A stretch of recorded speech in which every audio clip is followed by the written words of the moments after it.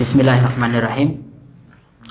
Allahumma ftahna qulubana wa alhimna rushdana wa hadina ila siratikal mustaqim wa hayyakum jami'an bi tahiyatil islam al khalidah. Assalamualaikum warahmatullahi wabarakatuh. Alhamdulillahirabbil alamin wassalatu wassalamu ala asyrafil anbiya'i wal mursalin wa ala alihi wa ashabihi ajmain, amma ba'd.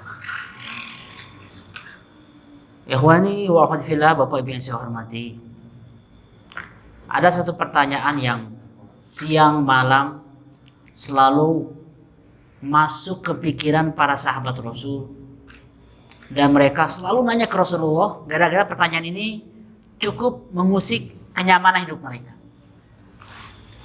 Sampai-sampai para sahabat itu tidak percaya diri dengan apapun yang mereka lakukan. Mau infak segede gunung Uhud, mau jihad perang Badar, perang Uhud, perang Azab, mau membela Rasulullah sampai berdarah-darah, tetap mereka nggak pede. Pertanyaan apa itu? Mereka selalu bertanya ke Rasulullah, ya Rasulullah, apakah amal-amal ini cukup untuk bekal saya ke akhirat? Mereka selalu nanya kayak gitu. Padahal itu para sahabat. Maka Bapak Ibu yang saya hormati, kalau kita melihat kenapa sahabat-sahabat Rasulullah itu maksimal dalam setiap langkah-langkah menjalankan Islam, karena ada satu dorongan yang sangat kuat, itu mempengaruhi keseluruhan hidupnya. Hari ini dorongan itu makin lama makin hambar, makin lama dorongan itu makin pudar, makin lama hidup kita didorong oleh media sosial, infotainment, oleh berita-berita. Selama sebulan terakhir ini kan saya baru pulang ke Indonesia, 2 bulan terakhir ini. Sebulan pertama saya di rumah orang tua dulu, udah lama nggak ketemu orang tua. Saya tinggal di sana. Pas saya melihat setiap hari muncul TV kan, TV setiap hari, pagi, siang, sore, malam, infotainment, hiburan lawak, atau berita-berita politik dan kriminal. Itu terus yang dibicarakan. Tanpa sadar itu membentuk bapak-bapak, ibu-ibu pikirannya. Ingin kayak mereka. Masa dia udah beli tas baru, saya dulu. Rumahnya di unboxing, rumahnya dipamerkan. Masa saya nggak punya perabot kayak gitu? Sedangkan anak-anak muda nggak nonton TV, Bapak Ibu. Anak-anak muda nggak nonton TV. Anak-anak muda melihat gadget. Mereka dipengaruhi oleh, oh ini udah jalan-jalan ke Paris, udah jalan-jalan ke Singapura. Dia sudah punya kafe baru, tempat nongkrongnya. Itu yang mempengaruhi pikiran. Apa yang setiap kali dilihat itu akan menjadi bahan pikiran, dan itu yang akan menjadi konsentrasi hidup. Ini nggak hanya di kota besar. Sebulan terakhir saya keliling, Bapak Ibu, meneliti dakwah, berdialog dengan para kiai ustadz, dari mulai ke Ustadz Abdul Somad di Pekanbaru, lalu ke beberapa ulama di Bukit Tinggi, Padang Panjang, terbang langsung ke Surabaya, Malang, Ponorogo, ke Gontor, ke Madiun, ke Jogja, ke Solo, sampai ke Magelang, Semarang. Saya meneliti dakwah itu, dan saya juga meneliti anak-anak muda sekarang makin lama makin sulit konsentrasi mereka belajar, baik tahfiz Quran, pesantren. Kenapa? Karena ada satu dunia baru, Bapak Ibu, sebuah industri yang tanpa sadar, Bapak Ibu, tanpa sadar mempengaruhi pikiran kita semua, termasuk saya, termasuk Bapak Ibu semua. Karena uang yang dikeluarkan itu triliunan untuk memastikan Anda tertarik. Mereka membayar agensi marketing agar kita itu mengikuti pola hidup tertentu. Nah, ini semua orang-orang yang waras mulai sadar dan mulai melawan. Tidak ingin terpengaruh, tergerus dengan pola hidup seperti itu. Di beberapa tempat kayak misalnya di Belanda, saya lihat ya, walaupun mereka non muslim, tapi mereka bikin gerakan. Mereka ingin fokus lagi memaknai hidup, ingin fokus bagaimana memikirkan saya hidup ini untuk apa. Walaupun mereka nggak percaya akhirat, mereka simpan gadgetnya. Beberapa klub itu mulai bertebaran di mana-mana sekarang. Mereka bikin klub reading, handphone disimpan, tablet disimpan, nggak ada gadget, udah terputus dengan dunia digital, fokus saja baca, ingin memaknai kehidupan. Alhamdulillahnya kabar baiknya di Indonesia kehidupan itu bisa kita recharge, cas ulang di masjid. Ada khutbah Jumat, ada pengajian subuh, sekarang ada pengajian hari Rabu malam. Ini adalah tempat recharge. Maka sahabat-sahabat, saya akan membawa Anda semua dalam sebuah serial baru yang insya Allah akan mengubah keseluruhan pola pikir sahabat-sahabat dalam kehidupan. Materi yang akan saya bawakan ini tidak seperti materi-materi yang sebelumnya pernah Anda dengarkan. Saya sering menjelaskan tentang sirah nabawiyah kan, peradaban, visi besar negara. Kali ini enggak. Kali ini kita akan berbicara tentang the subtle life, kehidupan yang paling mendalam yang akan mengenai, akan terdampak bagi Anda semua, kita semua umat manusia. Saya membuat sebuah konsep yang namanya Muslim Life Journey. Konsep ini untuk membantu kita semua agar memahami dengan sistematis dan juga mudah. Ini konsepnya Bapak Ibu. Muslim Life Journey.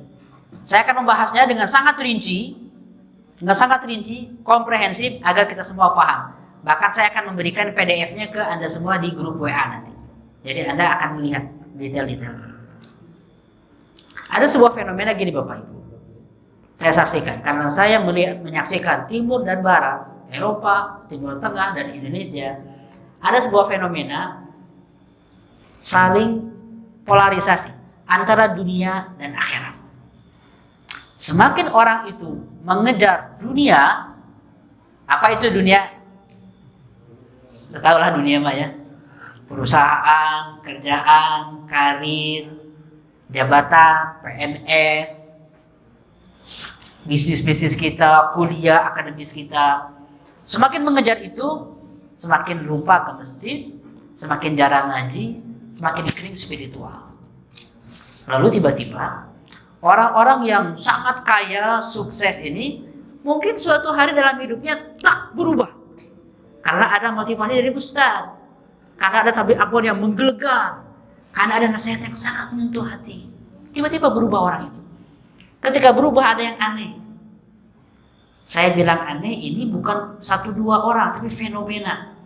Bertahun-tahun saya saksikan fenomena ini. Yaitu fenomena orang meninggalkan dunianya untuk hijrah. Pernah lihat fenomena ini? Kamu kenapa udah nggak bisnis lagi? Alhamdulillah saya sudah hijrah sekarang. Yang awalnya misalnya dia jualan traktor, sekarang dia jualan tasbih misalnya. Atau jualan yang berhubungan dengan sajadah, kopiah, itu boleh-boleh aja. Tapi seakan-akan hijrah ke situ aja. Saya udah tinggalkan semuanya, saya ingin fokus mengejar akhirat. Jadi semakin orang itu hijrah, spiritual, ruhiyahnya tinggi, tilawahnya kuat, tahfiz Qur'annya itu kencang, semakin dunia ditinggalkan. Apa yang terjadi, Pak? Kalau fenomena ini makin banyak. Coba kita pikirkan ya. Semakin mengejar dunia, semakin dia lupa akhirat. Semakin mengejar akhirat, semakin dia meninggalkan dunia. Apa yang akan terjadi kira-kira? Dunia ini dikuasai oleh orang-orang yang tidak ingat Allah, dan orang-orang yang ingat Allah ini semakin tidak berdaya, dikuasai oleh orang-orang yang tidak ingat Allah. Itu yang terjadi. Ini bahaya sekali. Maka dari itu saya coba menawarkan sebuah konsep untuk memudahkan. Ini bukan konsep baru, ini dari hadis Rasulullah yang saya rangkum agar Bapak Ibu semua mudah mempelajari, yaitu life journey model. Kita memulai kehidupan berpikir bukan dari pertanyaan saya mau ngapain. Yang sebelah ini kelihatan nggak ya? Lingkarannya kecil ya? Nggak apa-apa gini. Berarti ini sebelah kanan ya? Kanan, oke. Yang sebelah kanan ini adalah dunia kita. Dari mulai saya bisa berdiri ya.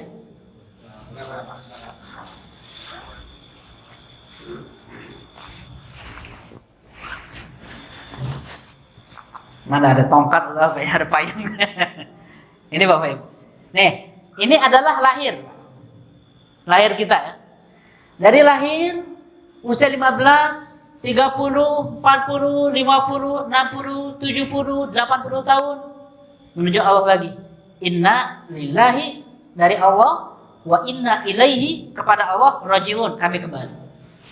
Setelah itu Bapak Ibu, Orang-orang yang tidak kenal agama, itu mereka mengatakan, kami ini, kalau dalam Al-Quran itu bahasanya, kami ini akan dihentikan oleh waktu, kami akan kembali ke tanah, udah beres aja. La yuhlikuna illa dahr, tidak ada yang menghancurkan kami kecuali waktu. Begitu orang dikubur, udah aja, nggak ada pertanggungjawaban, manusia menjadi materi lagi. Itu akidah yang difahami oleh lebih dari 4 miliar umat manusia. Angka ateisme itu sampai 2 miliar lebih ya. Nggak tahu, yang 2 miliar lagi mungkin beda-beda, yang 2 miliar lebih ini Kristen, yang 2 miliar umat Islam. Jadi yang percaya bahwa kehidupan setelah mati itu nggak ada, itu banyak Pak, lebih banyak dibanding orang yang bertauhid. Orang yang bertauhid, kadang-kadang kehidupan setelah kematiannya itu nggak kepikiran. Maka dari itu Bapak Ibu, kita coba rangkai keseluruhan hadis Rasulullah itu yang berhubungan dengan akhirat, yang saya buat dalam bentuk life journey model. Yang merah itu adalah maut. Ini adalah tahapan pertama, maut.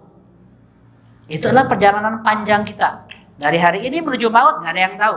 Bisa 30 tahun lagi, bisa 20 tahun lagi, bisa besok, atau bisa sedang kajian. Banyak ustadz yang meninggal saat kajian, nggak ada yang tahu. Itu baru terminal pertama, tahapan akhirat kita. Saya akan menjelaskan ini dengan detail nanti ya, sebentar lagi. Apakah setelah kematian itu selesai, Bapak Ibu? Ada cara-cara mati yang enak, bukan enak. Ada cara-cara mati yang husnul khatimah. Ada orang yang meninggalnya itu kayak dililit oleh duri, dicabut. Ada yang meninggal dengan tenang. Ya ayyuhan nafsul mutmainnah, wahai jiwa yang tenang. Ada orang yang meninggal ketika sakaratul maut itu di tempat maksiat. Ada yang ketemu di hotel karena makan minum obat kuat dengan pasangan tidak halalnya, akhirnya jantungnya itu nggak kuat, meninggal. Ada beritanya banyak. Ada orang-orang yang sedang mengumpat, mobilnya diserempet, keluar kalimat binatang, setelah itu jebret, meninggal, hancur. Ada yang lagi mengucapkan kalimat kayak gitu.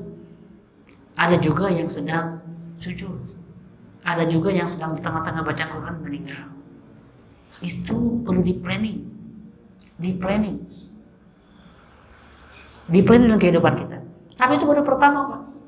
Jadi syarat-syarat husnul khotimah itu baru satu hal. Tapi ada lagi. Terminal keduanya adalah alam barzakh. Lingkaran kedua itu adalah lingkaran barzakh.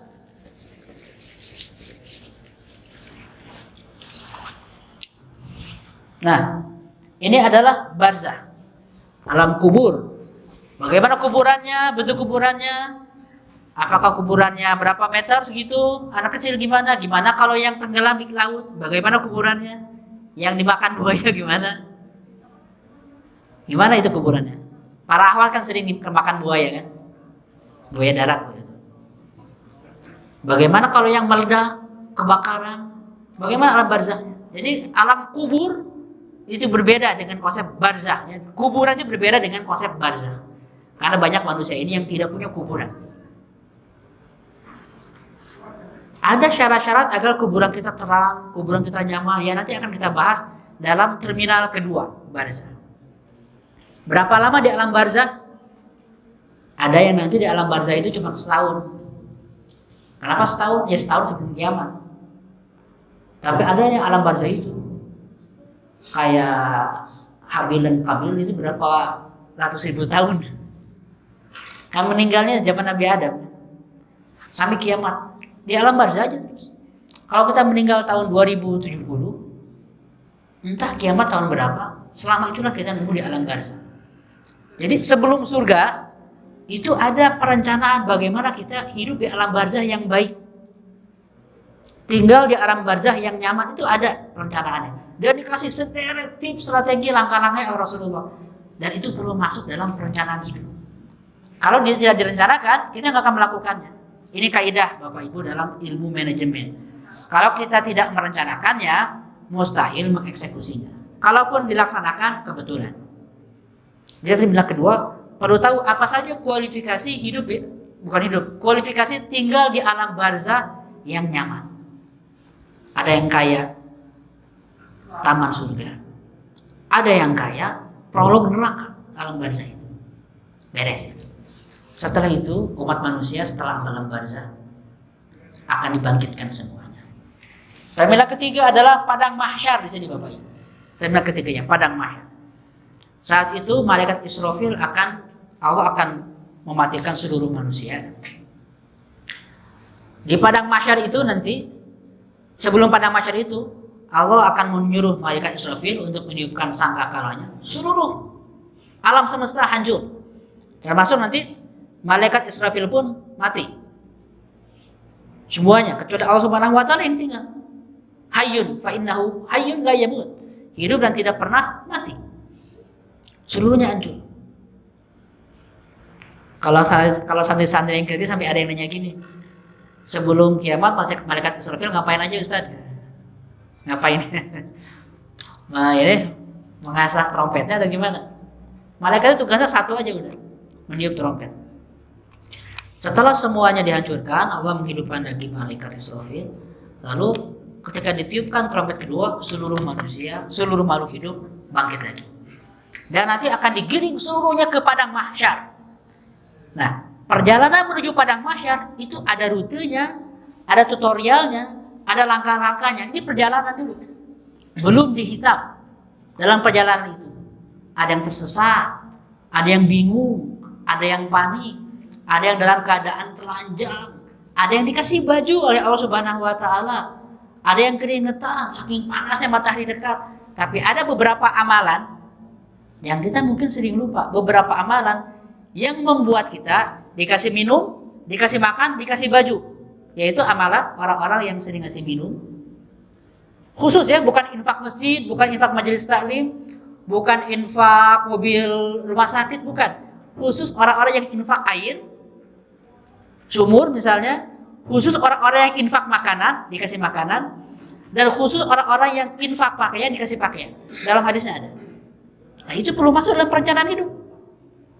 Jadi bukan hanya untuk sakaratul mautnya, tapi ada planning kehidupan yang kita lakukan agar kita di padang mahsyarnya itu dapat keselamatan.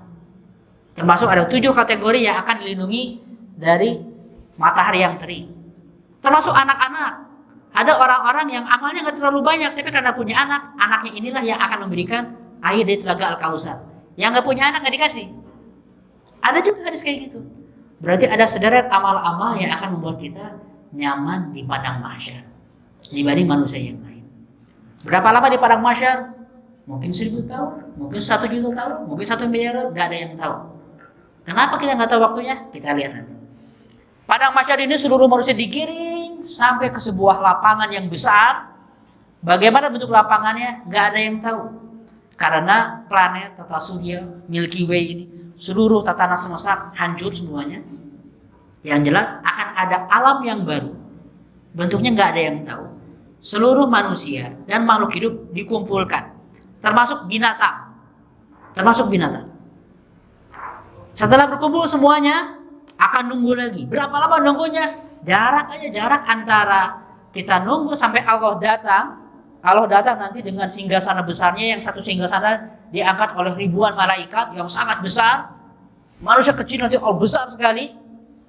Nunggu dari jarak antara Allah duduk sampai Allah mulai berbicara aja udah ribuan tahun. Nunggu aja belum dihisab, nunggu aja itu. Dalam hadisnya banyak. Dan saya tidak bisa menyebutkan semua referensi karena banyak. Jadi saya menyebutkan kesimpulan-kesimpulannya saja. Salah satunya adalah buku Ibnu Jauzi yang menjelaskan, dan mereka banyak sekali hadis-hadis tentang kehidupan setelah kematian. Itu kehidupan mahsyar. Nah, ketika mulai mizan ditimbang, semuanya ngantri satu demi satu Bapak Ibu. Satu demi satu. Yang akan dihisab pertama adalah para nabi, nanti jelas. Tapi ada beberapa orang yang nggak dihisab. Rasulullah, Abu Bakar, Umar, Utsman, Ali, Thalhah bin Ubaidillah, Zubair bin Awam, Sa'ad bin Abi Waqqas, Sa'id bin Zaid, Abu Ubaidah al-Jarrah, Sa'ad bin Abi Waqqas, 10 orang yang dijamin surga tanpa hisab. Asyara mubasyirin bil jannah. Yang lain-lain dihisab. Nabi Musa dihisab, Nabi Adam dihisab, Nabi Ibrahim dihisab, semuanya dihisab. Ketika dihisab itu, ngantrinya panjang. Ada pernah membayangkan nggak kalau sekarang kan manusia ada 8 miliar. 8 miliar manusia itu, kalau satu orang dihisapnya 1 detik, Pak DKM 1 detik, Pak Sandi 1 detik, semuanya 1 detik. Lalu saya, Babe 1 detik. Saya antrian nomor 8 miliar, 1 detik aja. Sandi, maju, beres. Maju, beres. 1 detik semuanya. Saya antrian nomor 8 miliar detik. Berapa tahun itu? 8 miliar detik. Ada yang pernah penasaran gitu nggak? 222 tahun kira-kira. Jadi kalau antrian nomor 8 miliar, satu orang 1 detik, 222 miliar tahun, bahasa Inggrisnya ngajentul. Do you know? Diam Pak. Diam nunggu. Tapi ketika kita nunggu itu, saya sering membayangkan fenomena ini sangat dahsyat, berimajinasi. Semua amal-amal kita akan kelihatan. Semua amal-amal kita ketika sendirian akan kelihatan. Semua dosa-dosa kita akan kelihatan. Semua kita yang sok soleh akan terlihat. Semua maksiat-maksiat sendiri kita akan terlihat. Akan ditampilkan bukan seperti ini, gede sekali. Bagaimana layarnya nggak ada yang tahu. Lebih canggih dibanding seluruh LCD manusia. Yang nampak, yang rahasia akan kelihatan.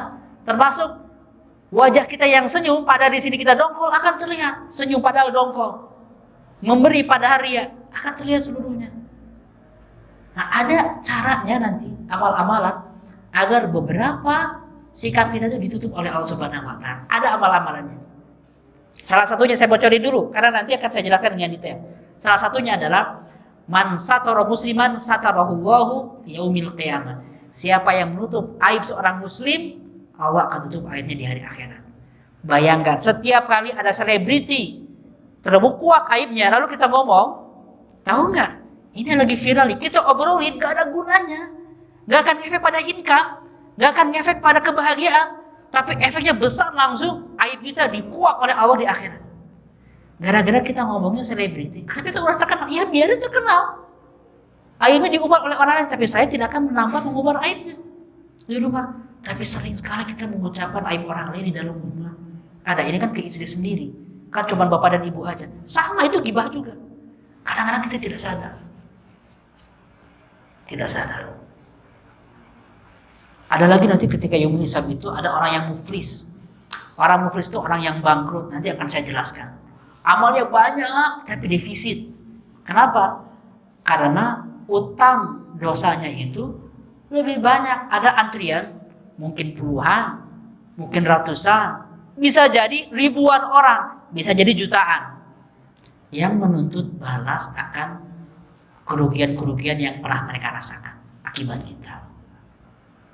Kita aman semua Bapak Ibu. Sholat kita dari mulai balik, Bapak Ibu balik usia 15 tahun, 13 tahun, 12 tahun ya kan? Dari mulai balik usia 15 tahun sampai 75 tahun. Ya. Selama itu Bapak Ibu, selama 60 tahun kita nggak pernah ketinggalan sholat. 60 tahun kali 360 kali 365 kali 5 kali sholat perfect. Bahkan ke masjid itu berjamaah. Hajinya udah 4 kali, umrohnya udah 20 kali, infaknya gede, tapi lidahnya kasar, tapi postingannya tajam, tapi niatnya baik, dia memfitnah orang sehingga orang masuk penjara, sehingga orang dirugikan, sehingga orang bangkrut, sehingga orang nama baiknya rusak, sehingga tokoh tertentu gara-gara postingan kita yang niatnya untuk dakwah, orang lain hancur reputasinya. Itu semua akan dihisab. Orang akan nanti Allah, nama saya hancur gara-gara postingan dia. Ambil pahala sholatnya. Tenang, sholat saya masih banyak, ambil. Ada orang yang kedua, ya Allah, kalau saya bukan nama baik, tapi gaji saya telat dibayar terus sehingga saya berantakan keluarganya. Gara-gara saya uang seret, gaji saya nggak dibayarkan tepat waktu. Ambil lagi pahala, terus diambil sampai habis pahalanya. Tapi yang nanti masih banyak. Karena pahala udah habis, akhirnya dosa orang-orang yang nanti itu dikasih ke kita, dikit-dikit, sampai akhirnya kita defisit pahala, dosa numpuk, orang-orang masih ngantri. Itu salah satu nanti fenomena yaumil hisab. Belum dosa jariah, dosa-dosa jariah ada. Dosa yang kita nggak sengaja, kan saya hanya melakukannya seorang diri. Tapi dicontoh orang lain. Dicontoh orang lain, yang mencontoh cuma 3 orang. Tapi 3 orang ini mengajarkan ke 10 orang, jadi 30 orang.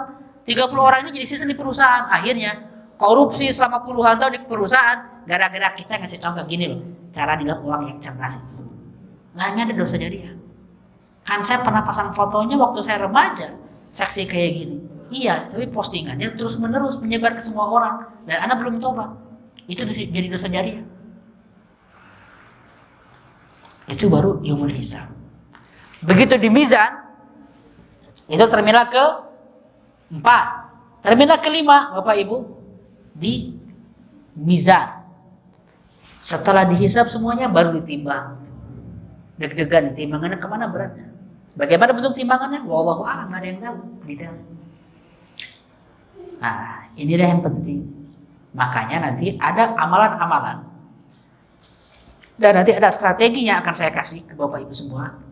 Di ending keseluruhan kajian kita, yang kira-kira 7 episode ini, di endingnya ada strategi. Gimana caranya kita agar mizannya lebih berat. Mengingat Bapak Ibu, saya sayang ke Bapak Ibu semua. Maka saya ingin mengajak, sebagaimana saya mengajak ke diri sendiri, jangan pernah percaya dengan seluruh amal-amal soleh harian yang kita lakukan itu akan memperberat mizan. Jangan pernah percaya, karena biasanya itu akan divisit nanti itu, diambil sama orang. Jangan mengandalkan itu. Perlu ada amalan-amalan tertentu, yang gede sekali, yang pahalanya mengalir terus, yang setelah Anda dikuburkan masih pahalanya mengalir. Anda dikuburkan, ilmunya masih dibaca, Anda sudah menjadi tulang belulang, bahkan menjadi tanah, tapi karyanya itu masih diperjualbelikan. Imam Al-Ghazali masih bertengger di Gramedia, Imam Syafi'i masih dikaji di pesantren-pesantren, Ibnu Athaillah As-Sakandari kajian-kajiannya masih diajarkan di masjid-masjid. Karya-karyanya Mimar Sinan, masjidnya masih bertengger menjadi tempat ibadah di Istanbul sana. Karya-karya Al-Khawarizmi, manfaatnya masih terasa dalam ilmu matematika kita. Apa karya yang perlu kita rumuskan hari ini, di sini nih, hari ini, dalam kehidupan, yang akan menjadi pemberat timbangan kita nanti. Sehingga cara muslim berpikir itu adalah, nanti di padang mahsyar ketika dihisab, saya punya amalan andalan, liyabluwakum ayyukum ahsanu amala. Kita punya ahsanu amala yang pahala ini gede banget, mengkompensasi semua defisit-defisit amal-amal kita. Itu perlu direncanakan. Saya menyebutnya dengan istilah rencana kontribusi unggulan. Nah, kalau saya bahas itu semua, saya menulis buku Bapak Ibu tentang konsep ini ya. Ini buku yang saya tulis tentang pemuda, tapi isinya tentang spiritual. Bagaimana pemuda membangun peradaban, tapi juga pemuda itu harus memiliki yang namanya rencana kontribusi unggulan. Nanti di akhir sesi saya akan ceritakan bagaimana merumuskan RKU. Sekarang kita bayangkan dulu aja 7 tahapan di akhirat itu. Karena cara memulai tujuan itu adalah memulai dari akhir Bapak Ibu. Memulai dari akhir. Nanti orang yang mizannya berat akan masuk ke tahap ke-6, yaitu sirat. Sirat yang lebih tipis dibanding rambut di belah 7. Sirat itu jaraknya berapa? Jarak antara sirat, di bawahnya ada jahanam. Berapa kali? Saya pernah menghitung, mengkalkulasi 79 kali antara Jakarta New York jaraknya. Berdasarkan hadis, dikalkulasi, dikonversi ke kilometer. Karena dalam hadis itu bahasanya adalah menggunakan istilah berapa puluh ribu tahun perjalanan. Nah, kalau dikonversi ke kilometer, satu hari itu kira-kira 50 kilometer perjalanan itu, satu hari itu. Kalau orang jalan kaki zaman dulu ya, atau naik unta, satu hari 50 kilometer. 50 km kali 365 hari, kali 1000 tahun, kali 2000 tahun. Itu aja cara hitungnya. Jadi estimasi. Kira-kira jaraknya setelah saya hitung, 79 kali bolak-balik antara Jakarta New York. Jarak antara sirat, di bawahnya jahanam. Itu jarak sedalam itu. Minimal itu ya. Nah di sirat itu, ada yang terbang, ada yang sprint, ada yang jalan, ada yang merangkak, ada yang bergelantungan, terus jatuh. Ya udah kalau jatuh masuk ke jahanam. Di jahanam ya transit berarti ini. Dari level ke-6 tahapannya enggak yang ke-7. Transit ke jahanam. Bisa ke Sakor, bisa ke neraka Wail, banyak kategori nerakanya. Berapa lama di situ? Angka-angkanya kalau kita lihat antara satu maksiat dengan hukumannya itu, ngeri-ngeri. Kalau sering berimajinasi ini, lupakan seluruh medsos, lupakan seluruh konten, lupakan seluruh infotainment, lupakan seluruh TV, lupakan seluruh serial. Sekali-kali merenung soal ini, baru kita terhentak. Angka-angkanya itu nggak masuk nalar kehidupan dunia kita. 1000 tahun, 2000 tahun, 10.000 tahun. Sehingga hidup kita yang cuma 80 tahun ini nggak ada artinya.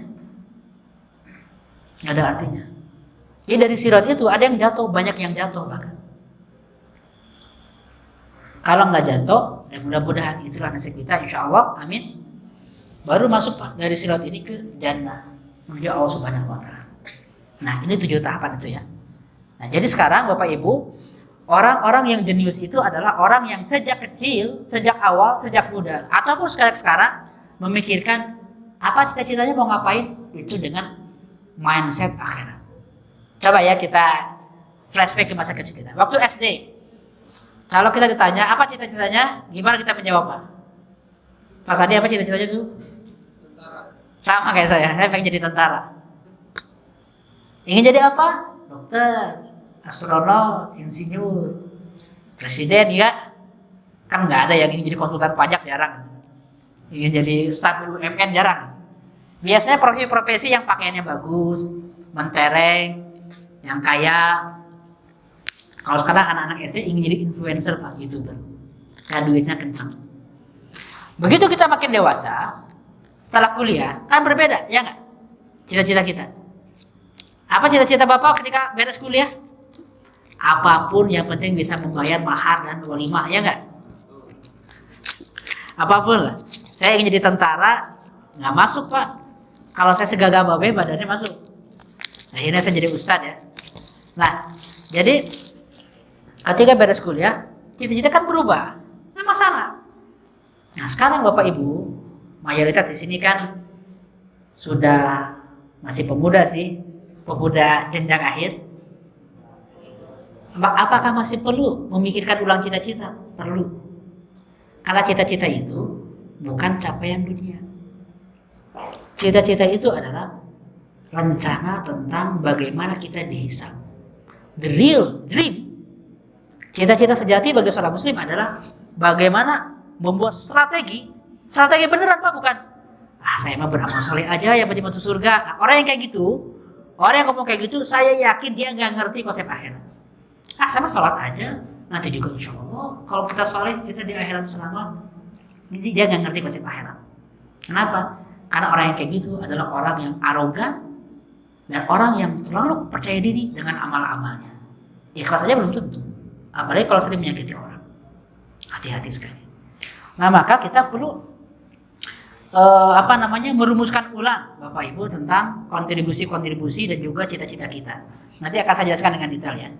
Yang jelas ada sebuah kaidah dari Rasulullah SAW. Saya menyampaikan seluruh yang saya sampaikan ini, hadisnya, dalilnya sudah saya filter dengan teliti yang sahih.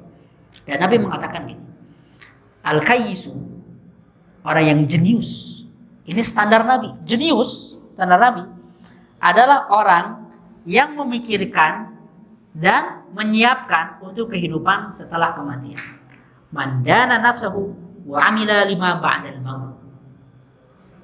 Orang jenius kata Nabi adalah orang yang bikin planning strategi untuk kehidupan setelah kematian. Itu jenius.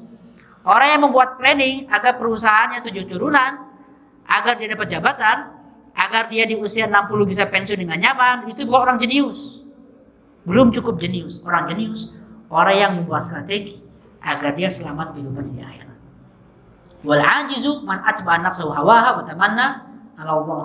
Dan orang yang lemah adalah orang yang terus mengikuti hawa nafsu, terus berharap insya Allah saya akan mendapatkan Allah di akhirat.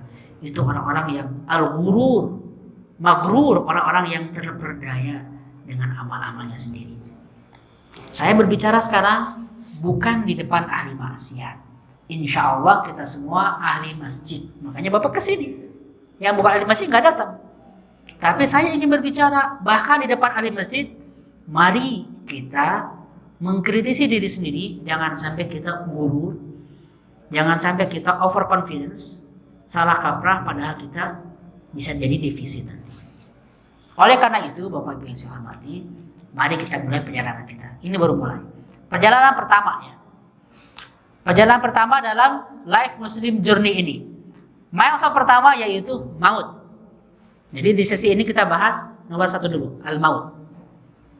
Maut ini adalah terminal pertama setelah orang itu meninggalkan dunia ini. Masuk ke alam yang baru. Definisi maut masih banyak perdebatan. Apakah berhentinya jantung? Kalau jantungnya ditransplantasi ke orang lain gimana? Apakah berhentinya otak? Jadi apa indikator maut? Nyawa sudah terlepas, sudah itu aja. Lalu udah lepas. Nyawa letaknya di mana? Banyak pandangannya. Ada yang mengatakan para ulama nyawa itu, ruh itu ada dalam kolbu. Kolbu itu jantung. Makanya dalam beberapa riset, kalau jantung ditransplantasi ke orang yang baru, pemiliknya meninggal, maka masih ada beberapa perasaan memori jantung itu dari orang yang baru itu. Dalam HeartMath Institute dibahas tentang itu. Tapi itu pembahasan yang berbeda ya. Tapi intinya nyawa terlepas itulah maut.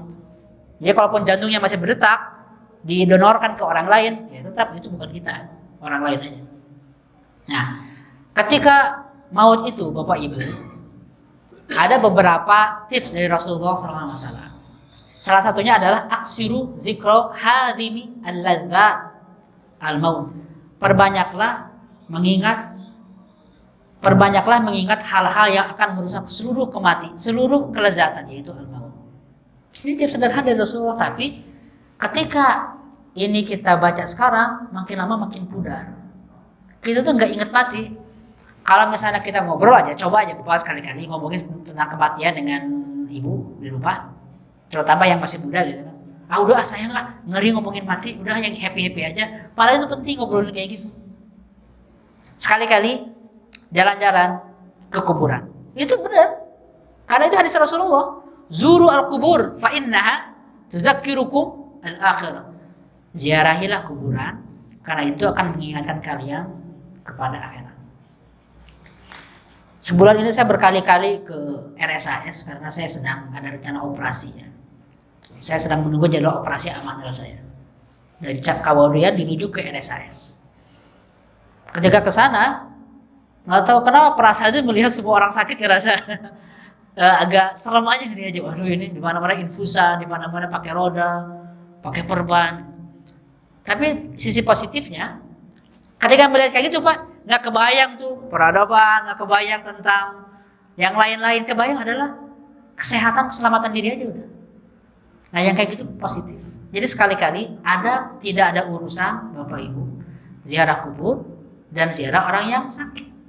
Penting sekali. Kenapa? Karena kita akan mengalaminya. Cuman karena manusia itu terus-menerus yang tadi saya bilang di awal, TV, gadget, tablet, media sosial, sering lupa dan pudar kesadaran ini. Maka ziarah kubur, ziarah orang-orang yang meninggal, dan ziarah orang-orang yang sakit ke rumah sakit, itu akan melembutkan hati. Akan lebih bersyukur dengan apa yang kita miliki. Yang kedua, husnuzon saat kematian.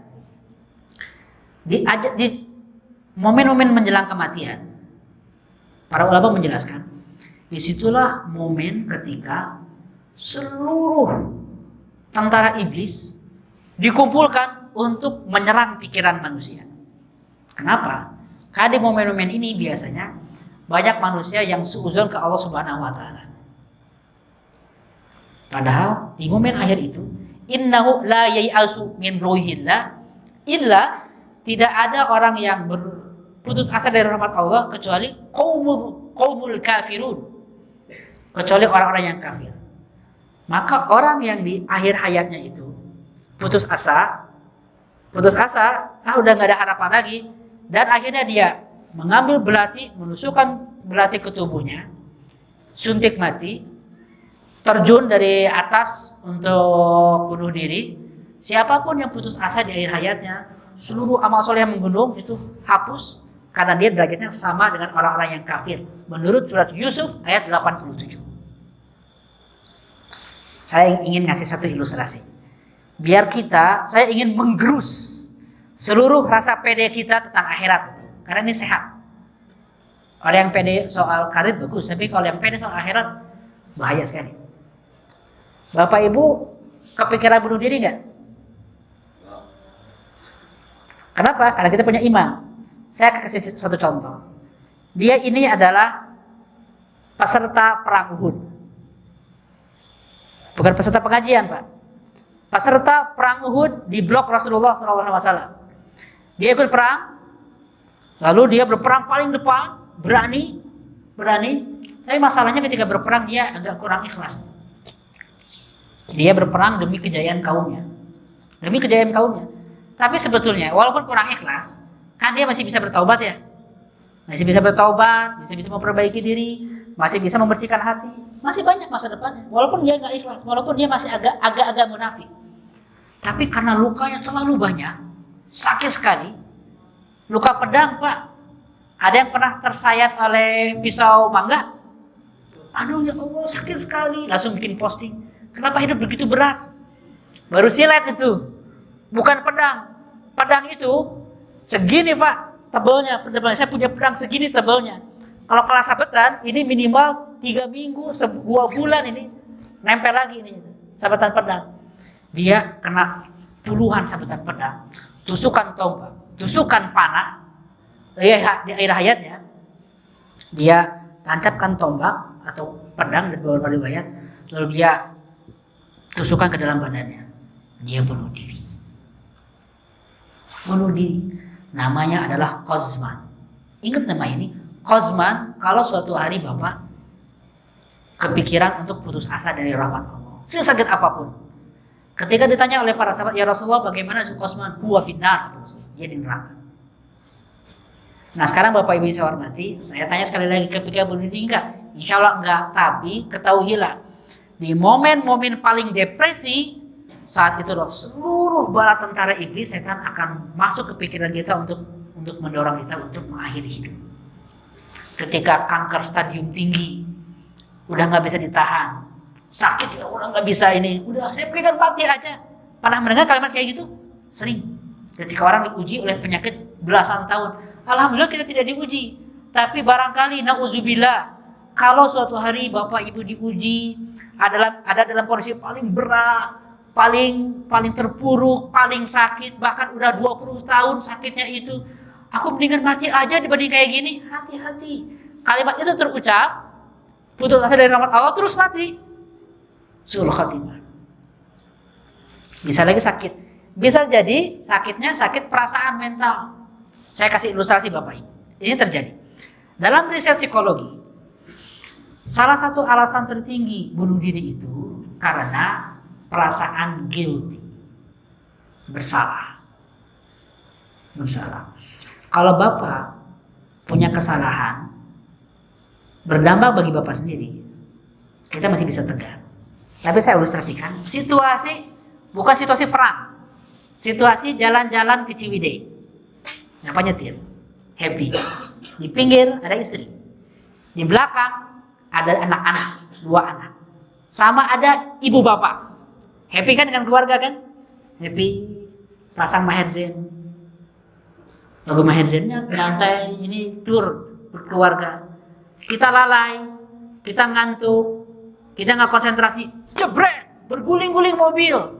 Seluruhnya meninggal kecuali Anda yang hidup. Semuanya meninggal kecuali Anda yang hidup. Kira-kira setelah bangun semuanya sudah dikubur, apa yang akan Anda katakan ke diri sendiri? Saat itulah muncul suara, udah susul aja mereka, ngapain hidup? Kedua orang tua nggak ada, anak-anak nggak ada, istri meninggal gara-gara kamu. Kamu masih punya nyali hidup kayak gini, nggak tahu malu kamu. Apa yang akan dikatakan oleh setan ke pikiran kita? Rasa bersalah itulah yang menjadi pendorong paling tinggi untuk bunuh diri. Rasa bersalah. Dan itu bukan dalam perang, dalam kehidupan sehari-hari udah dinyetir. Gara-gara kita orang lain meninggal. Kebayang nggak ada orang yang gara-gara salah operasional terbakar satu kilang minyak, 1.000 orang meninggal. Itu gimana stresnya orang itu? Dalam banyak peperangan, ketika seorang pemimpin perang itu salah strategi, 10.000 pasukan yang meninggal, bunuh diri. Dalam konsep agama Islam, apapun kesalahan, apapun yang terjadi, kuat Pak. Harus kuat. Jangan sampai ada di akhir hayat suuzon saat kematian. Masalahnya itu tidak ada ampun, tidak ada durasi waktu. Kalau di akhirat itu, di neraka itu 1.000 tahun, ya, sedih sih, tapi masih mending. Kalau 1 juta tahun gimana? Masih mending. Masanya bunuh diri itu abadi di akhiratnya, di nerakanya Pak. Abadi. Ah itu. Barangkali Bapak Ibu belum tahu informasi ini, saya kasih tahu sekarang. Karena apapun masalah mental, masalah fisik, masalah sakit, jangan sampai di akhir itu bunuh diri. Lalu nih, Rasulullah ngasih wanti-wanti juga. Inna ahadakum la ya'malu bi'amalin ahli jannah hatta ma yakunu bainahu wa bainaha illa dhira' fayasbiqu 'alaihi alkitab fay'amala bi'amali ahli an-nar fayadkhuluha. Hati-hati kata Rasulullah sallallahu alaihi itu di akhir itu. Karena banyak orang katanya, kata Rasulullah, barangkali ada orang yang setiap hari beramal dengan amalan ahli surga, tapi di akhir hayatnya maksiat aja dan meninggal. Dan sebaliknya kata Rasulullah, ada orang-orang yang sering beramal ahli maksiat, dia tobat, akhir hayatnya pas tobat dia meninggal, alhamdulillah. Tapi masalahnya karena kita tidak tahu usia, jangan pernah mencoba sekali-kali dengan sengaja maksiat. Kenapa? Karena kita tidak tahu akhir hidup kita. Maka Bapak Ibu yang saya hormati, ketika kita terdorong untuk maksiat, apapun yang menjadi dorongan kita kuat itu, ingat-ingat aja, khawatir ketika lagi maksiat itu meninggal. Khawatir ketika lagi maksiat itu dicabut nyawanya. Jadi yang ketiga, hati-hati dengan maksiat-maksiat. Karena barangkali itu akhir usia. Yang keempat Bapak Ibu, setelah tadi husnuzon, hati-hati tidak menjerumuskan diri pada maksiat. Lalu yang keempatnya adalah sakaratul maut. Begitu nanti datang momen-momen kematian itu, diawali dengan sakaratul maut. Wajahat sakaratul mauti bil haqqi. Akan datang momen sakaratul maut itu dengan nyata. Dzalika ma kunta minhu tahid. Itulah momen yang selama ini kamu hindari, kamu tidak mengakuinya, kamu tidak menyadarinya, atau kamu tidak mau tahu soal itu. Padahal itu akan kita rasakan. Nah, sakaratul maut itu ketika Rasulullah merasakannya, Rasulullah sampai berkeringat, keringatnya itu minta dielap terus dan minta agar Rasulullah itu dikompresi pakai kain dengan air yang dingin, saking panasnya. Berusaha bangkit berkali-kali, jatuh lagi. Bangkit berkali-kali ingin berdiri dan sholat ke masjid, jatuh lagi. Sampai di akhirnya Rasul mengatakan sambil kayak gini tangannya, menunjukkan telunjuknya ke atas, innalil mauti sakarat katanya. Sesungguhnya dalam kematian itu ada sekarat, saking sakitnya. Memang ada hadis gini, meninggalnya seorang mujahid itu seperti digigit semut kata meninggalnya. Iya, itu maksudnya itu digigit semut untuk ukuran sakaratul maut dibandingkan sakaratul maut yang asli. Kenapa? Karena jangankan mujahid, Nabi Muhammad pun ketika sakaratul mautnya sakit luar biasa. Apalagi bukan Nabi Muhammad, apalagi kita. Jadi di momen-momen itu Bapak Ibu, sakaratul maut itu arti sakar itu artinya mabuk. Jadi kalau kita minum sakron, sakaratul itu kayak kondisi mabuk. Di momen-momen itulah Bapak Ibu yang saya hormati, di momen sakaratul maut itulah, sebentar, ada kalimat yang nanti akan kita ucapkan. Maka ketika sakaratul maut, hati-hati sekali. Usahakan pendamping kita adalah orang-orang yang beriman, orang-orang yang soleh. Karena itu kalimat paling krusial di akhir hayat itu Bapak Ibu. Kalimat paling krusial. Nanti pas sakaratul maut ya, narasi apa yang paling sering dipikirkan siang malam, tema apa yang paling sering menjadi bahan pembicaraan, isu-isu apa yang selalu kita rasakan, itulah yang akan difikirkan dalam sakaratul maut menurut para ulama. Kan kita belum merasakan sakaratul maut. Jadi belum ada momen ini. Tapi walaupun kita belum merasakan, kan kita belajar dari Rasulullah, dari para ulama bahwa di momen sakaratul maut itu Bapak Ibu, itu tidak seperti latihan. Ayo latihan la ilaha illallah. La ilaha illallah, enggak kayak gitu. Enggak sederhana itu. Karena kita kayak teler, kan lagi dicabut nyawa. Sakit sekali. Dalam beberapa riwayat seperti dililit, lalu kabel kawat itu dicabut kayak gitu. Saking sakitnya. Karena kita saking merasakan kesakitannya, nggak sadar kiri kanan itu, cara otak bekerja Bapak Ibu adalah dengan stimulus. Apapun stimulus yang masuk dari luar, otak kita menyerapnya dan membantu untuk mengucapkannya dengan refleks. Kenapa? Karena dalam diri kita yang akan keluar secara refleks biasanya adalah yang kita pikirkan siang malam. Pertanyaannya, apa yang kita pikirkan siang malam? Kalau orang mikirin umat, akhir kalimatnya ummati ummati kata Rasul. Kalau orang mikirin tentang aset yang sudah dia bangun, ingat ya, pas saya mati tolong perusahaan itu bagi 3, kalian yang aku, itu warisan. Ada beberapa kisah sakaratul maut itu menurut para ulama yang sangat mengerikan ya. Ada seorang laki-laki Baghdad tentang kebiasaan hidup mempengaruhi sakaratul maut. Dia ini orang yang culas. Suatu hari ada perempuan cantik lewat. Perempuan cantik ini nanya, apakah kamu tahu di mana Hammam Minjab? Hammam Minjab itu pemandian umum. Kalau di Timur Tengah, di Istanbul misalnya, itu masih ada pemandian umum di zaman kerajaan Islam dulu. Ada khusus laki-laki, ada khusus perempuan. Terkenal, public bathroom. Dia nanya, kamu tahu nggak di mana pemandian umum Minjab terkenal? Nah, orang ini melihat perempuan ini cantik. Oh, saya tahu alamatnya. Sini saya kasih tahu. Dia diarahkan ke sebuah gang, lalu ditunjukkan rumah dia sendiri. Di situ silakan masuk aja. Perempuan ini masuk. Setelah masuk, laki-laki ini masuk, dikunci kamarnya. Dikunci. Dia mau dinodai perempuan ini. Ketika perempuan ini dalam rumah, akhirnya dia sadar, waduh, saya ditipu nih. Dia akan dilecehkan. Tapi dia mikir cerdas, gimana caranya? Gimana caranya? Akhirnya, oh kamu ingin sesuatu ya? Dia pura-pura. Boleh kalau kayak gitu. Tapi saya nggak ingin kayak gini situasinya. Kamarnya nggak bagus, nggak rapi, spraynya juga nggak baru. Saya ingin kamu beli wangi-wangian dulu, biar kita nyaman. Dia kaget, biasanya perempuan yang dia tipu berontak, ini nggak berontak. Oh gitu, oke. Sebentar ya, saya belikan dulu wangi-wangian biar kita nyaman. Momen kita berdua, dia mau maksiat. Begitu dia pergi ke toko, perempuannya kabur, selamat, alhamdulillah. Setelah itu, dia kepikiran terus perempuan ini sampai dia bersyair. Ya Rabbi qa'ilatin yauman waqad ta'ibat. Aduhai, dulu pernah ada wanita berkata ketika dia lelah, aina tariqu ila hammami minjabi. Di manakah rute menuju pemandian minjab? Dia bersyair ini terus. Setiap hari kepikiran kecantikan perempuan tersebut, dan dia hampir menikmati perempuan itu dan gagal. Kepikiran terus, sering bersyair. Di dalam sakaratul mautnya dia bersyair dengan kalimat ini. Kalimat yang dia andaikan ingin bermaksiat. Meninggal setelah itu. Ini kata Ibnu Jauzi. Kisah seperti ini banyak sekali. Dulu para ulama merekap.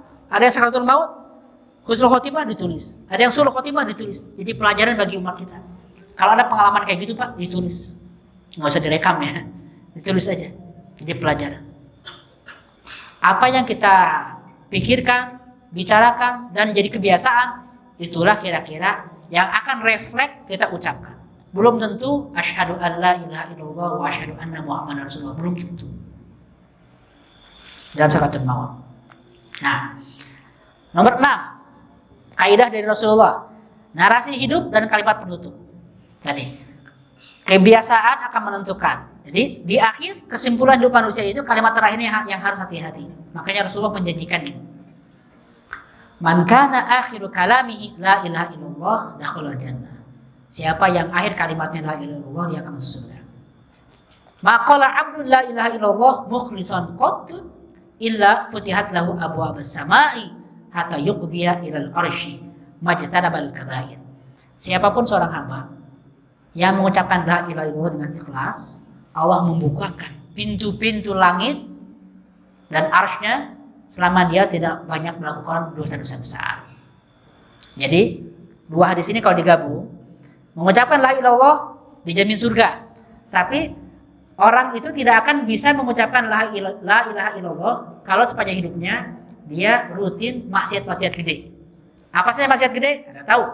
Membunuh, berdusta, sumpah palsu, berzina, mencuri. Semua dosa besar rutin lakukan itu nggak akan mampu mengucapkan la ilaha illallah. Itu menurut hadis Rasulullah. Maka hati-hati Pak, ini satu paket. Sakaratul maut yang baik itu berhubungan dengan kebiasaan. Nah, kalimat terakhir. Last word. Rabbana la tuzigh qulubana ba'da idh hadaitana wa hab lana min ladunka rahmatan innaka antal wahhab. Ya Allah, jangan condongkan hati kami kepada kesesatan setelah Engkau berikan petunjuk. Ini doa yang sering kita ucapkan. Kenapa Bapak Ibu? Karena kalimat terakhir itu sangat vital, maka bantu oleh Anda dan oleh keluarga Anda agar otak kita ini mendengar banyak sekali kalimat-kalimat la ilaha illallah dan itu membantu refleks lidah kita. Itulah nasihat Rasulullah untuk mentalkinkan. Nah, kalau udah kelihatan ini udah nggak ada harapan, bilangnya la ilaha illallah, la ilaha, suruh bilang kayak gitu. Agar ketika orang mabuk, sakarat itu secara refleks dia mengucapkan kalimat itu. Itu bentuk-bentuk dari kasih sayang anak atau istri atau suami atau orang tua. Jangan pergi, ibu nggak terima, jangan tinggalkan ibu. Dia ngomong kayak gitu, talkinkan. Ketika itu terjadi Bapak Ibu. Lalu momen ketujuh, setelah kalimat terucap, apapun kalimatnya, mulailah ruh itu ditarik. Alladzina tatawaffahumul malaikatu thayyibin yaqulu salamun alaikum udkhulul jannata bima kuntum ta'malun. Nanti bagi orang-orang yang baik itu malaikat datang sampai mengucapkan salam. Kita nggak bisa lihat malaikat, tapi ketika sakaratul maut, kita ini akan melihat malaikat, kita ini, ruh kita. Karena ruh ini mulai keluar dari jasad. Ruh itu kata Imam Al-Ghazali seperti cahaya asap yang masuk ke dalam seluruh jiwa. Saya nggak tahu bentuknya gimana, nggak ada yang tahu bentuk ruh. Yang jelas nanti ruh itu keluar dari nyawa dan ketika sakaratul maut, si ruh ini akan melihat malaikat. Nah, malaikat mengucapkan assalamualaikum. Izinkan saya akan menyebut Anda. Sambil mereka mengatakan, ya ayuhan nafsul mutmainnah, wahai jiwa yang tenang, irji'i, pulanglah ila rabbiki radiyatan mardiyah. Pulanglah kepada Tuhanmu dengan ridho, dengan tenang. Itu ucapan malaikat. Nah, itu yang kita harapkan Bapak Ibu. Atau nanti malaikat akan mengatakan, walau taro id yatawaffal ladina kafaru al malaikatu yadribuna wujuhahum wa adbarahum wa dhuqu adabal hariq. Atau nanti malaikat datang ketika bertemu dengan arwah kita, mereka ini akan mengatakan kalimat yang keras, wajah si arwahnya dipukul, lalu punggungnya juga dipukul, lalu malaikat sambil nyumpahin, rasakan azab Allah, siksa neraka yang membakar nanti. Itu belum masuk kubur, belum yaumul padang mahsyar, belum yaumul hisab, belum mizan, belum sirat, udah diomongin gitu. Kebayang nanti arwah kita ketika malaikat ngomongnya kayak gitu, rasakan kamu azab yang membakar. Itu baru keluar dari nyawa. Nah, ini ibu bapak yang saya hormati, materi ini adalah materi untuk membentuk pemahaman kita agar life journey model kita itu utuh. 7 tahapannya bapak pahami. Apa saja syarat-syarat agar terminal pertama maut itu maut yang baik. Ini baru sepotong sepertujuhnya. Nanti saya akan kasih lagi beberapa materi bagaimana agar alam barzakh yang baik. Kenapa? Karena amalan untuk sakaratul maut berbeda dengan amalan untuk alam barzakh. Berbeda amalan-amalan untuk padang mahsyar, berbeda juga amalan-amalan untuk yaumul hisab dan juga yaumul mizan. Itu beda semua. Seluruhnya ada dalam hadis-hadis, cuman nyampur-nyampur. Nah, saya udah bantu klasifikasi dengan rapi agar Bapak Ibu mudah memahaminya. Insya Allah nanti ke depan akan saya lanjutkan bagaimana kita semua menyiapkan seluruh tahapan-tahapan ini. Dan insya Allah ini semua akan melesatkan produktivitas Anda di dunia. Anda di bank, Anda di BUMN, Anda di perusahaan, Anda di sawah ladang, Anda di ojol, Anda pedagang asongan, Anda politisi. Dengan mindset akhirat, hidup akan berubah. Bukan makin gini, makin naik. Tapi semua yang Anda perjuangkan itu fokus untuk setiap tahapan yang baik dalam akhirat. Begitu Bapak Ibu ya. Insya Allah nanti di buku ini saya jelaskan beberapa tahapannya, langkah-langkahnya bagaimana Anda semua bisa membangun life journey model yang baik dengan 7 tahapan itu. Walau alam bisawab, silakan. Kalau ada pertanyaannya. Pertanyaan. Alhamdulillah, syukur jazakallahu khairan untuk Ustaz yang telah menerangkan materi. Untuk pertanyaan kita buka satu pertanyaan saja karena waktu juga sudah hampir setengah 9. Silakan apabila ada jemaah yang ingin bertanya. Dari awal mungkin tidak ada Ustaz sepertinya. Ini silakan. Oh ya, silakan Pak. Bismillahirrahmanirrahim. Ini Ustaz yang saya tanyakan untuk menuju alam kubur, alam wajah, mahsyar, benar mahsyar, akhirat itu. Yang dibutuhkan kan yang pertama di Islam itu sholat Ustaz. Kenyataannya kan di kita yang berbagai macam pendapat yaitu tentang sholat. Untuk mensikapi ini kita kan terbentur dengan ilmu-ilmu Ustaz yang ya di umum itu berbeda-beda pendapat itu Ustaz. Cara menanggapinya gimana? Sedangkan mereka itu menganggap semua Quran sunnah gitu Ustaz. Tapi di samping itu mereka berpendapat Quran sunnah tapi tetap berbeda-beda gitu Ustaz. Nah ini mensikapinya gimana? Nuhun Ustaz. Terima kasih Pak. Bapak Ibu, saya ingin ngasih satu pandangan soal ini dan mudah-mudahan apa yang saya sampaikan ini bisa dipegang seumur hidup biar Anda semuanya tidak ada lagi yang mempertanyakan hal ini untuk seumur hidup. Kenapa? Karena setelah ini ditutup Anda akan fokus pada hal-hal yang lain. Pertama soal sholat. Sholat itu hal yang pertama ditanya, betul. Tapi bukan satu-satunya yang ditanya. Itu penting mindset itu. Kenapa? Karena banyak yang berpikir karena sholat itu yang pertama ditanya maka keseluruhan hidupnya fokus mengerjakan sholat selama itunya benar, yang lain benar. Belum tentu Pak. Yang sholatnya benar, banyak ekonomi yang nggak benar. Yang sholatnya benar, banyak AKDRT juga. Sholatnya bagus, tapi sholatnya maksudnya khusyuk kayak gitu, tapi tetap aja dia nggak perform. Jadi itu bukan satu-satunya. Nah soal sholat sendiri, Bapak Ibu, sederhananya gini. Kalau kita ini bukan peneliti, maka semua versi dari Imam Malik, Imam Abu Hanifah, Imam Syafi'i, dan juga Imam Hanbali, semuanya makbul. Semua cara yang ada dalam buku fikih diterima semuanya. Semua yang pernah dijelaskan oleh 4 mazhab ini diterima semuanya. Kenapa? Ini sudah difilter oleh ulama-ulama besar selama ratusan tahun. Sudah beres. Dan tidak ada hal yang baru dalam sholat. Tidak ada hal yang baru. Takbiratul ihram sampai sana sama. Hal yang baru satu, sholat di kereta itu aja. Dulu gak ada kereta. Sholat di pesawat itu aja. Yang barunya gak ada. Jadi pertanyaan-pertanyaan tentang itu, kalau misalnya Anda ingin belajar dengan serius, bukan ulama, bukan LC, bukan ahli syariah, cukup habiskan waktu 1 hari. 1 hari, bukan seminggu, bukan sebulan. 1 hari aja. Bagaimana tata cara sholat menurut salah satu dari 4 imam mazhab. Udah cukup 1 hari. Setelah Anda mengetahui tata cara sholatnya dari mulai takbiratul ihram, Allahumma ba'id baini atau pakai subhana, terserah. Apapun yang Anda pakai, setelah hafal bacaan doanya, setelah tahu satu versi, jangan pernah ikut dialog debat tentang ini sama sekali. Kecuali kalau Anda ulama dan ingin membahas dalam komparasi dalil, itu boleh. Majelis ilmiah. Tapi yang Anda fokuskan hari kedua, hari ketiga, bulan kedua, bulan ketiga, bukan untuk tata cara sholat. Bagaimana meningkatkan kekhusyuan, kualitas sholat, meditasinya, bagaimana meningkatkan bacaan sholatnya, tajwidnya, makhrajul hurufnya, bagaimana membangun ketenangannya, bagaimana gerakan yang sempurnanya. Contoh. Ini kan tidak benar.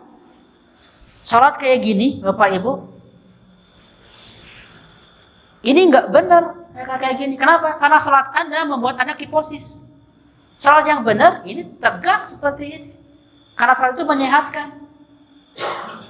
Ini bikin bungkuk. Setelah sholat Anda ketika sholat membuat Anda bungkuk seperti ini.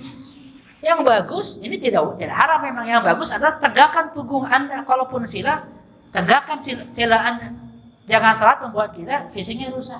Nah, hal-hal seperti itu masih banyak sekali yang tidak kita perhatikan. 90 derajat kayak gini, Pak.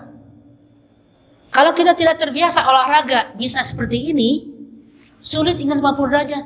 Banyak yang salat kayak gini. Debat fikih tapi salatnya seperti ini. Kalau Rasul melihat kayak gini disuruh ulangi terus. Harus 90 derajat. Bukan 45 derajat juga, tapi latihan olahraganya harus peregangan. Ini harus ketarik otot-ototnya. Kualitas seperti itu. Dalam sholat.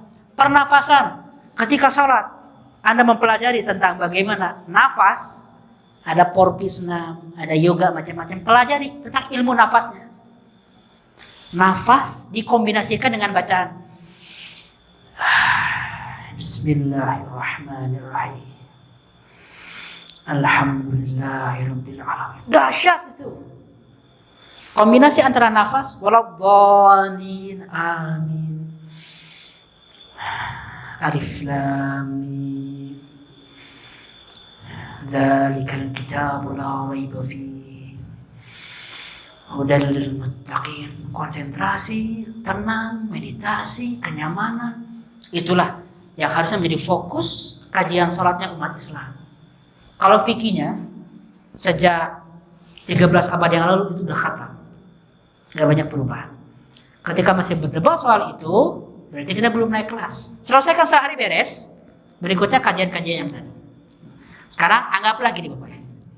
Anggaplah sholat kita udah bagus, khusyuk, dan semua yang tadi saya bahas sudah dipenuhi, sudah mantap.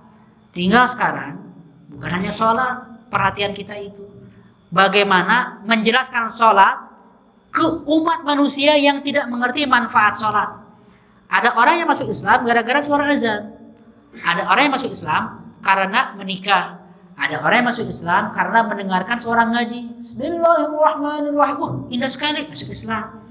Barangkali masih banyak pintu-pintu untuk masuk Islam yang belum kita buka dari pintu sholat. Ayo, try sholat. Gak usah akidah, gak usah Islam dulu. Coba dulu aja. Meditasi gaya Islam. Mereka nggak ngerti sholat. Ajak orang-orang yang tidak percaya Allah dan Rasulullah untuk trial uji coba sholat.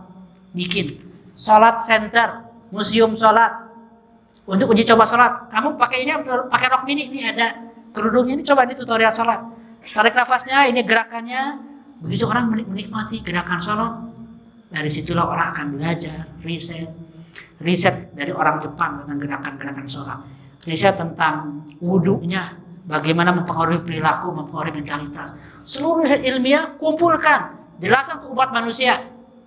Orang lain akan berbondong-bondong masuk Islam hanya dari pintu sholat. Nah, level kita perlu ke situ Bapak Ibu. Naik level. Bukan lagi untuk sholat pribadi dan sholat berjamaah kita, tapi bagaimana kita mensolatkan umat manusia. Atau minimal menjelaskan keajaiban sholat bagi kehidupan manusia. Di situ levelnya. Jadi mari ya, setelah kajian ini Bapak Ibu, kalau yang belum khatam fikih sholatnya, pelajari sehari cukup. Baca buku apapun, buku fikih Al-Imam Syafi'i atau bukunya Musnad Imam Ahmad bin Hanbal, baca bab sholatnya, atau Bulughul Maram, sederhana sekali, atau buku Panduan Muhammadiyah, Panduan NU. Aman itu insya Allah. Mau tarawihnya, mau ininya aman insya Allah semuanya. Saya jamin aman insya Allah. Kenapa? Karena ulama-ulama itu sudah lama membahasnya insya Allah. Gitu ya. Tinggal naik level untuk bab sholat itu. Jadi Bapak Ibu yang saya hormati, insya Allah saya masih ada waktu sampai 15 Januari di Indonesia. Setelah itu saya terbang lagi ke UK. Jadi mudah-mudahan kita ada waktu untuk menyelesaikan ya. Masih ada 6 terminal lagi. Bagaimana perjalanan akhlak kita. Jadi ini bagian ini nanti akan saya share ke grup WhatsApp biar Bapak Ibu bisa mempelajarinya dengan lebih rinci. Kalau ingin baca detailnya di situ ada beberapa eksemplar buku saya yang bisa diakses. Jazakumullah khairan katsiran. Assalamualaikum warahmatullahi wabarakatuh.